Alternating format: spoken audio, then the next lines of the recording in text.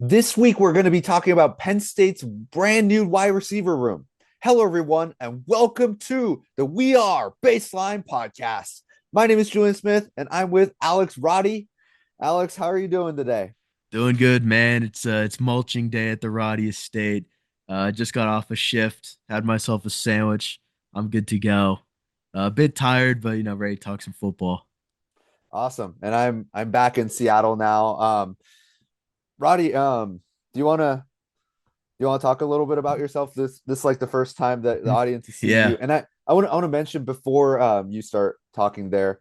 So we're going to be moving from a two-person to a three-person format. It's going to be Roddy, me, and then Sebastian's going to be back for the next episode. So that's going to be super exciting. And then we're going to have three screens, three beautiful faces that you guys get to see on the go wherever you want to watch your podcast, listen to your podcast. So Alex, take us away. Hey, first of all, thanks for having me on, man.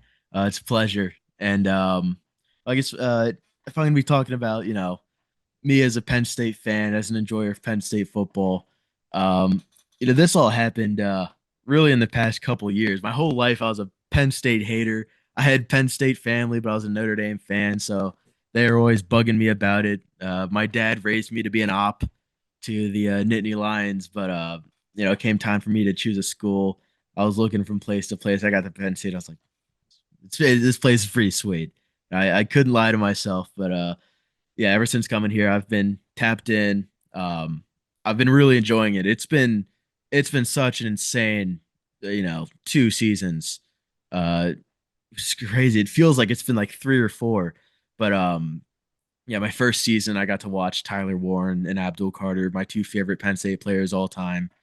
Um, got to see that team. It was just a magical season. It was hectic, but devastating ending, losing to the team that I had, been a fan of my whole life.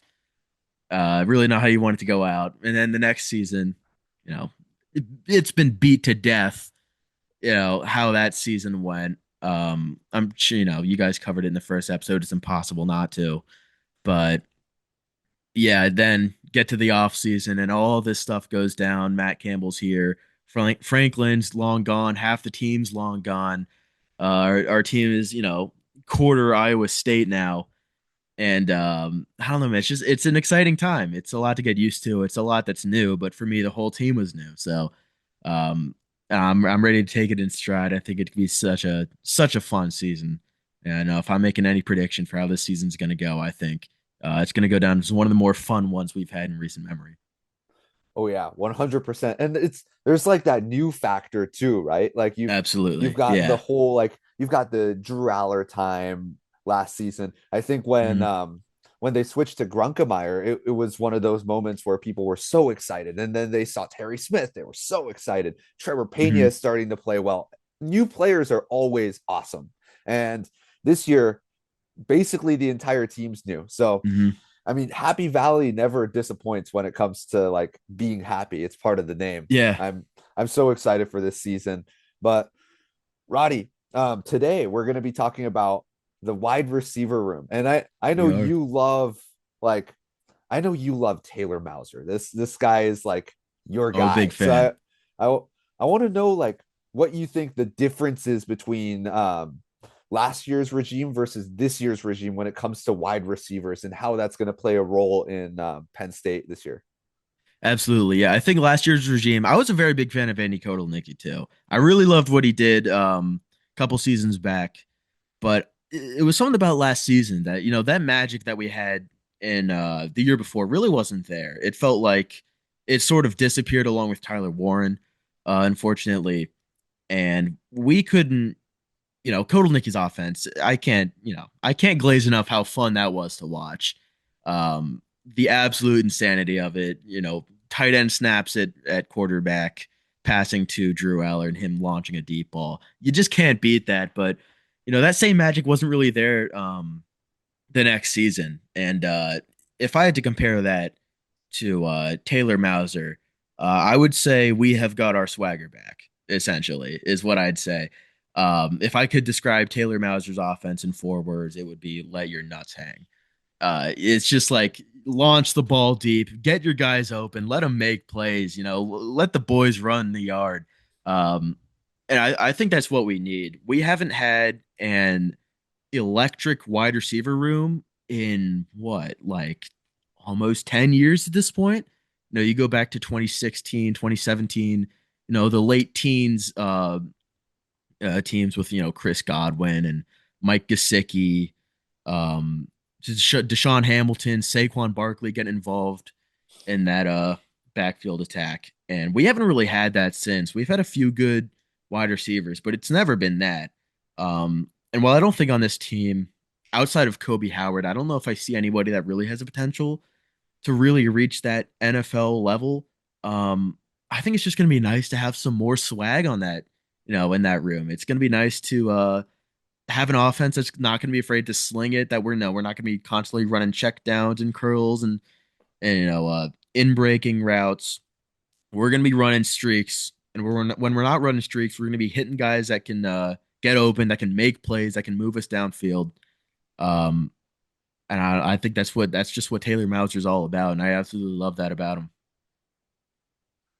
And when I look at the wide receiver room, I mean, you've got a lot of new players. We mentioned it earlier. You've Yeah. got basically a whole new team around, aside from Kobe Howard, who that's a Penn State guy. Like we all Hmm. know Kobe A lot of Howard. We excitement played, around Kobe yeah, Howard. Everybody knows the name. yeah. We He played well against Indiana. He played well in the bowl game. Everybody knows Kobe Mhm. Howard, but we Yeah. have Kobe Howard isn't put in as like the number one wide receiver this year. Not even number We have, two. yeah, Chase Sowell, Rhett Eskelson. We've got a ton of good talent that came in from Hmm. Iowa State. So what do you think of those guys? Like obviously everybody loves the recruits that Penn State have gotten since like long time ago, but what does this Iowa State team bring that's a little bit different from what last year was? Because you need to be different to be able to win. Hmm. Yeah, I think the two main names that everybody talks about are Brett Eskelson and Chase Sowell. And I think they very clearly are part of that Taylor Mauser Noah Pauly system. Um, and they're definitely of that school of getting open, making a play, using a lot of motion and sort of like a dirty bunch formation, um, which is like motioning guys across the field, getting them in these like quick rhythms, not letting the defense adjust to what they're seeing on the field, um, and then just running these complex sort of route formations just to get guys open. It's really what it's all about. It's all this complicated stuff, but it's really just about getting guys open. Um, and they do that so well. They are so good. Eskelson, Chase Sowell, and even Kobe Howard, which is part of why I'm so excited for him. Is these guys are just really good at making separation. And another thing, particularly about Eskelson, is these guys are quick, man. These guys have got speed. We've got some fast guys on this team. I know our receiver room last year was very talented, talented as they are. We spent a lot of money on them, so I'd hope they would be. But I don't think they didn't have top end speed like a lot of the best power four teams in the country do. I thought And while I Pena still did. don't think Penn was very fast, but like on the whole, and we got to see more of that as the year went on. But um, on the whole, I still don't think our receiver room was athletically one of the best ones in the country. I think it was very deep. It was very, very talented, no doubt about it. But I think eventually that showed up later in the year where it was lacking. Um, and while I still don't think Eskelson and Chase or Eskelson and Sowell are, the best athletes in the Big Ten, I think what they do is what we need them to do. They get open and they fly. They just break off their routes. They shoot down the field, um, and they make plays happen. And I think that's what like that's what I'm going to be looking for out of them. Um, just, just these short routes. Not really, not the short routes. The short, um, like breaks, just Yeah. getting open, flying down the field. I think that's what they do, especially Eskelson, who.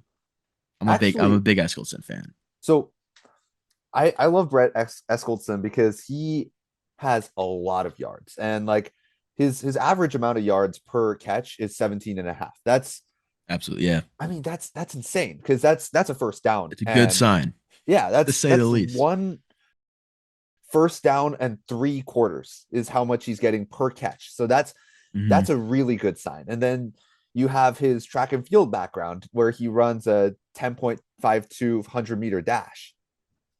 Did not know That's that. track and field numbers. Yeah. Like those. Jeez. Yeah. Brett Yeah, he Eskelson is has fast. like, He's he's very got fast. speed from his previous sports that he's played. And Hmm. that's something that I think is I really like those players that have multiple sports that aren't just technically sound, but they have the athleticism of like different sports, whether that be a Hmm. basketball frame as a center or whether that be a track runner. That's I think those are some really good skill sets to have, which takes me straight to Chase Sowell. I mean, um he's got a big frame and he's also got blazing speed. He Yeah, is quick to get around yeah. these guys.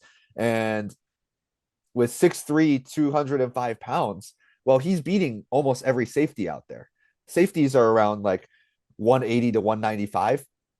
That weight is beating almost every Hmm. safety out there. And so both these wide receivers, oh, and then including Kobe Howard, who's 201 pounds. Sowell's 205 and Eskelson is 200.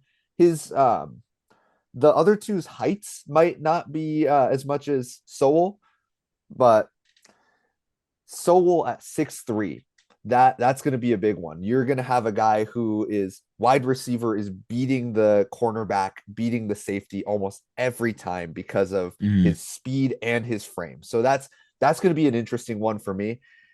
The one weakness that I see him struggling with is where he sometimes he's like missing, if that makes sense. Like he's like The sometimes he's quiet just like, games, yeah, like he's serial quiet gone. games. Yeah, there are a few Yeah. that really stick out in his season. Like the game against BYU, he only had one catch. But it feels like just as many of those quiet games as he'll have the games where he really pops off.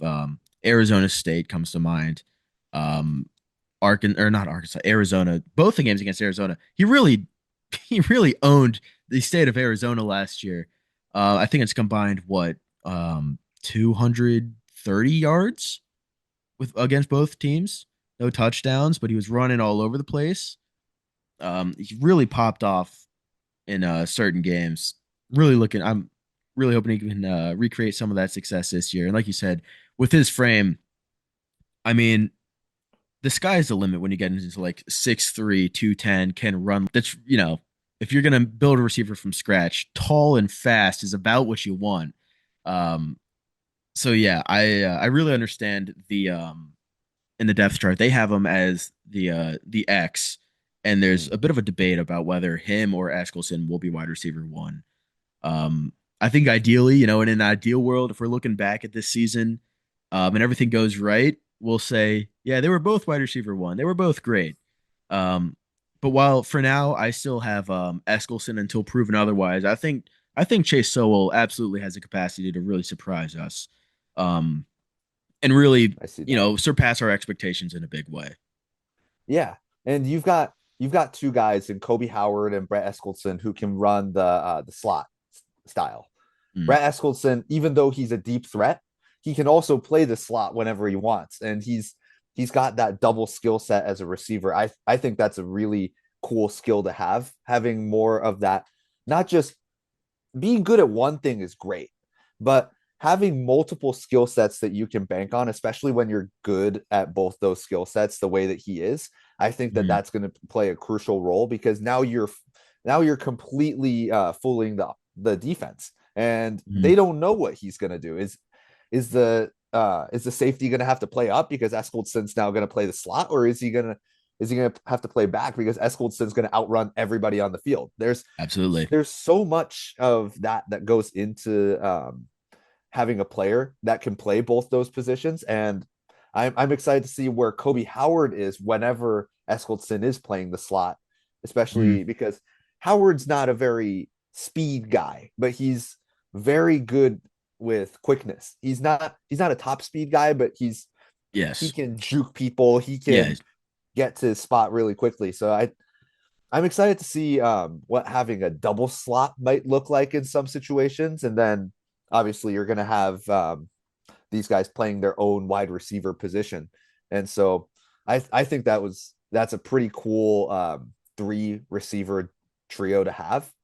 Yeah. And one thing that I want to touch on is that Noah Pauly got he went to the Green Bay Packers after spring season started. Like, well, not season, but after the whole Mhm. like practicing started, he leaves the team and we have to go get a new guy. And we end up getting Kashif Moore, he's great, but obviously like you had a Yeah. whole system going and then it's like we've got a new guy. So Mhm. what do you think of the change and like let's start with what do you think of the change in general, like coaching I change in think that way?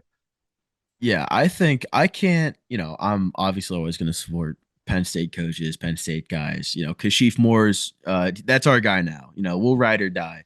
But I can't pretend that I wasn't super disappointed when I heard that Noah Pauly was leaving. Because everything that I've said about how much I like Taylor Mauser's game, and Matt Campbell, even that absolutely equally applies to Noah Pauly. I think he's one of the better wide receiver coaches, um, in college football. I think he's fantastic. The work he's done with putting managing to put Iowa State receivers in the NFL, which we don't really give that enough credit. Iowa State is not a factory by any stretch of the imagination. They don't make NFL talent pre Matt Campbell like that, especially not, in the skill positions. It just wasn't really their thing. So everything that he's done there, it just gave me so much excitement for what he could do here, what he could do for us. And just as quickly as I let that excitement build up, he's gone. And the least you can say is that, I'm glad he didn't go to like another Big Ten school. He didn't go to another college team. He goes to the NFL, which, I get that. I get that. I really do. It's about moving up. It's about making strides. But man, does it hurt. Uh, because you want that continuity. This whole team is new. Almost the whole coaching staff is new. There's a few exceptions, but a lot of the team left with Franklin because, in a lot of ways, Penn State was James Franklin. You thought of the post Paterno era, post O'Brien era Penn State, you thought of James Franklin. So having some continuity, having guys that understand the system, and having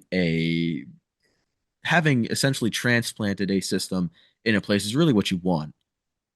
So losing him really, really stunk. And I'm excited to see what Kashif Yeah. Moore can do, obviously. Um, this is his first big step up in terms of coaching. He was at UConn for a while. He was at Albany, Cornell, Wesley. I'm just looking through his experience. NFL player. It's always a good sign. Yeah. But this is his What do you first play? big step up. Really just wide receiver would be my guess. Okay. I haven't actually checked. Let me I fact check though. I'm not gonna be spewing misinformation on the podcast. Not on the We Are Baseline podcast. um We're not doing that here. I actually really like Kashif Moore for the way that he coaches. Yeah, And he is a like wide receiver. yeah, he came out and said, I love and accountability. And then he talks about his self-care Sundays and he's Hmm. building future husbands and fathers. I thought that was pretty cool because what he's showing there is like you're a football player, but your life is not football. Your job is Absolutely. football. And like to be able to show that, to be able to take some of that pressure off of these players, because obviously you're at a Big Ten school that's considered like widely one of the top schools in the nation. You're consistently ranked in the top 20 in college football rankings. And I'm sure these guys are feeling all the pressure in the world to for a coach to come out and say, hey, trust the process. You know that you're already really good. I mean, you're at this school. And I like for the coach to be able to say, I want to make sure that these players are cared for because care is what makes these players play like themselves. That's a pretty big step for me. And I thought that it's a different style, but it's a really similar effect to what Noah Pauli was doing with how he was the calming force and like he was more of a process oriented guy. That's where the difference is. But the the effect is all the same. It's all about having these players calm and collected, knowing what they need to do to be able Mhm. to get the best overall effectiveness of their skill sets. And I think that that's something where Penn State probably sees that in Pat Kraft probably sees that in both of these coaches and says, "Hey, these guys are going to be steady and they're going to be able to help the Matt Campbells of the world, and you've got the whole coaching staff around him. These wide receiver coaches are going to help these players out." And I think that Yeah, that absolutely. to me is pretty like interesting. That's something that I see the similarity in, even though they're such different coaches. Yeah, I agree 100%. And I have a lot of respect for that approach to the game, especially at the college level. Because, we're in a time where college football is not supposed to be professional, but I think, in the era that we're in, there's no getting around the fact that, especially in like the Power Four and the Big Ten and the SEC in particular, this essentially is professional football. Mhm. And it's being played by what are hardly adults. You know, it's I consider anyone under the age of 25 to essentially still be a kid, right? I think you're a young adult. They're just learning about how to manage life, how to manage money, and you're throwing them in front of 100,000 screaming fans, giving them a giant paycheck, and it's a very stressful situation to be put in. No matter how good you are, no matter this is all every player on this team. This is they wouldn't rather be doing anything else. This is their dream job. Um, but nonetheless, it's a very difficult, very stressful situation to be put in. Um, and one thing I've seen a lot out of Matt Campbell, and something I really take his word on sincerely, is how he sees this team not just as players, but more so as young men and young adults to be led, to be um, developed into being good people, good members of a community. I respect that a lot. I think that's very important to having a good team, having good camaraderie. And I think Kashif Moore just echoes that so naturally. It makes it pretty obvious why Matt Campbell chose him. It doesn't take much digging to see what Matt Campbell saw in him. I see all the same things, and we've yet to see anything that happens on the field. So I'll hold too much um of my like prediction or any sort of that. It's because I haven't seen enough. I haven't seen enough of what he's done at UConn um, to really say things confidently. But I do believe that he fits right in. He fits right Yeah. in with Matt Campbell's vision in this school, and I think that does a lot of good. Yeah, I totally agree. I think all of the guys that Matt Campbell hires, whether that be Kashif Moore, the guy that we have now, or Noah Pauli, it's the same type of people that he wants around him. He wants personable people who are going to be able to develop the players into being the person that they want to be. That way they have a locker room full of people who want to contribute to this team. They want to win. They're hungry and they are they're doing their best to make sure that the team is winning. And Yep, so bunch of I'm leaders. really excited for this new Matt Campbell regime, and I'm really excited to see these wide receivers play. Um, Let us know if you guys have any ideas about Kobe Howard. Is he going to be the best guy in Matt Campbell's regime in 2 years when he's a senior? There's a bunch of like what ifs that I think are part of this wide receiver squad. So let us know in the comments. Um, thank you everyone for tuning in. Check us out on Spotify, Apple Podcasts, and our beautiful faces on YouTube. Check out our Instagram. And as always, we are Baseline podcast.